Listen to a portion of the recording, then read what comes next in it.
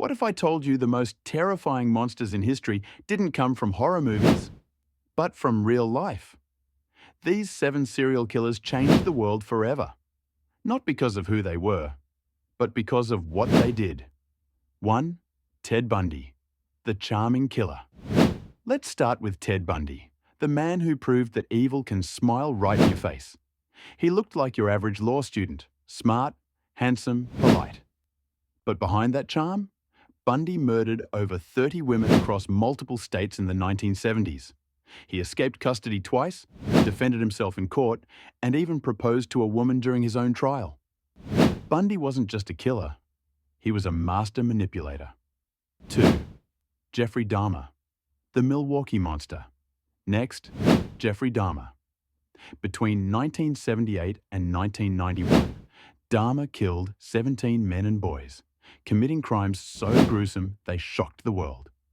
Dismemberment, cannibalism, and necrophilia. When police finally entered his apartment, they found human remains in the refrigerator. Even seasoned detectives were traumatized by what they saw.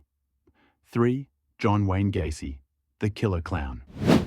And then there's John Wayne Gacy, the man who performed as a clown for children's parties by day and buried 33 young men under his house by night. People called him Pogo the Clown. Imagine that, smiling for photos with kids while his victims were literally hidden beneath his floor. 4. Jack the Ripper, the Ghost of London. Jump back to 1888, London's fog-filled streets. Jack the Ripper terrorized the city, murdering at least 5 women in Whitechapel. He was never caught. To this day, no one knows who he really was. Some say doctor, others say royalty.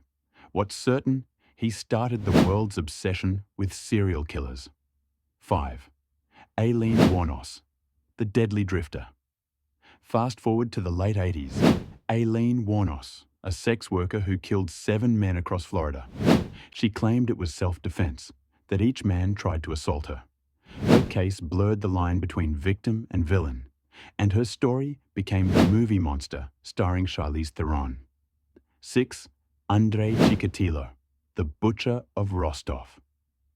In the Soviet Union, Andrei Chikatilo murdered over 50 people, mostly women and children.